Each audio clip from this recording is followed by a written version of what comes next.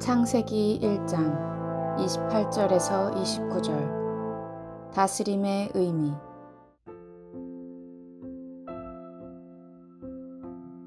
하느님께서 사람을 창조하시면서 우리 모습을 닮은 사람을 만들자고 하십니다. 그리고 사람으로 하여금 온갖 것들을 다스리게 하자고 합니다. 이 부분을 두고서 혹자는 인간의 독자성, 지배성의 논리적인 근거를 대려고 합니다만 하느님의 뜻은 그런 것이 아니었습니다. 하느님의 뜻은 무엇인가? 하느님께서 인간으로 하여금 온갖 것들을 다스리게 하자고 하신 것은 독재를 하라거나 혹은 지배자의 역할을 하라고 하신 것이 아니라 생명계의 모든 것과 관계를 맺음으로써 하느님의 모상으로서의 자아 정체성을 찾으라는 가르침인 것입니다. 그래서 많은 영성가들이 참 나를 잃지 말라라고 가르치면서 한편으로는 자연이 스승이라고 가르쳤던 것입니다. 지도자의 유형 중 바람직하지 않은 유형들이 있습니다. 최악의 유형은 나는 좋고 넌 안 돼 하는 유형, 군주형 성격, 안하무인, 오만불손으로 지칭되는 최악의 성격입니다. 이들은 자신이 상전이 되어 다른 사람들을 노예처럼 부리는 데서 병적인 즐거움을 얻습니다. 그래서 이들은 늘 높은 단상을 차지하려 하고 아무도 올라올 수 없는 높은 자리에 있고 싶어 하고 다른 사람들을 종처럼 부리고 싶어 합니다. 명확한 권위와 위계 질서를 세우고 원리 원칙을 제시하는 것은 집단에 필요한 리더십입니다만 이들은 그런 원칙도 없이 자기 감정에 따라 변덕스레 지시하곤 해서 아랫사람들이 곤욕을 치르게 합니다. 이들은 약육강식이 자기 삶의 철학이라서 권력과 힘을 숭배합니다. 밀림의 원리를 따라 사는 것입니다. 또한 자신에게 별다른 해를 끼치지 않았는데도 다른 사람에게 고통을 주는 것에 희열을 가집니다.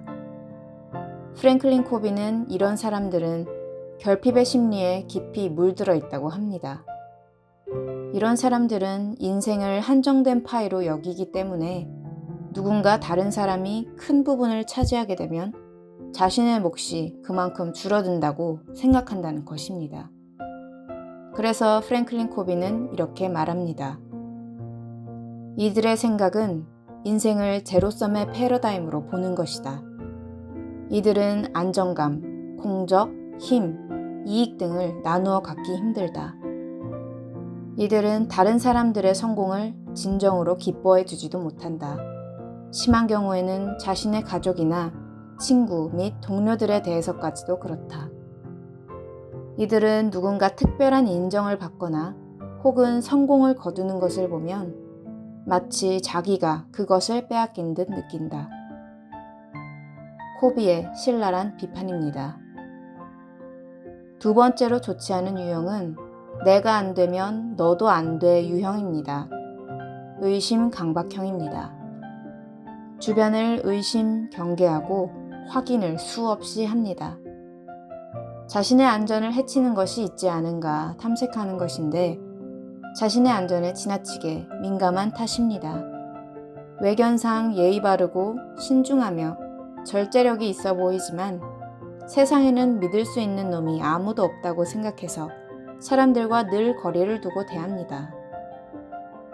세 번째로 좋지 않은 유형이 있는데 좀 아리송한, 판단하기 어려운 사람들입니다. 난 안 돼, 넌 괜찮아 하는 일명 나이팅게일형.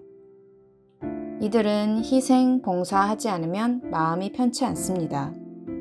나의 선행이 알려지는 것이 달갑지 않습니다. 칭찬을 들으면 몸둘 바를 몰라 합니다. 그러나 자신을 오해하거나 별 볼 일 없는 사람으로 여기면 마음이 상합니다. 이들은 세상 사람들은 다 소중하지만 자기는 사랑받을 가치가 없다고 생각합니다. 착하고 법 없이도 살 사람이란 평가를 듣지만 남에게 싫은 소리하고는 내 속이 더 아픕니다. 그래서 인생은 고통이고 불행이라고 생각합니다. 도덕적 칼날이 자신에게만 세워져 있는 이들은 소위 소가리형이라고 합니다. 가장 바람직한 성격은 나도 좋고 너도 좋은 것을 지향하는 사람들입니다. 윈윈하는 삶. 이런 사람들은 섬김의 리더십, 복음적인 지도자라고 불리우며 참된 의미의 다스림을 실천하는 사람들입니다. 어린아이들은 배가 부르면 더 이상 다른 욕심을 부리지 않습니다. 그러나 어른이 되어가면서 현실적인 불안이 생기면 사람들은 자기 것을 챙겨야 된다는 강박관념에 쫓기기 시작합니다. 그런데 그 중에서도 아주 심한 불안에 시달리는 사람들은 먹지도 입지도 않으면서 비축하기 바쁩니다. 그리고 그렇게 모은 것들을 나누어 줄 엄두도 내지 못하고 움켜쥔 채로 살다가 세상을 마칩니다. 그래서 떠날 때에 두 눈을 부릅뜨며 손을 움켜쥐고 가게 되는 것이지요. 공술의 공수거.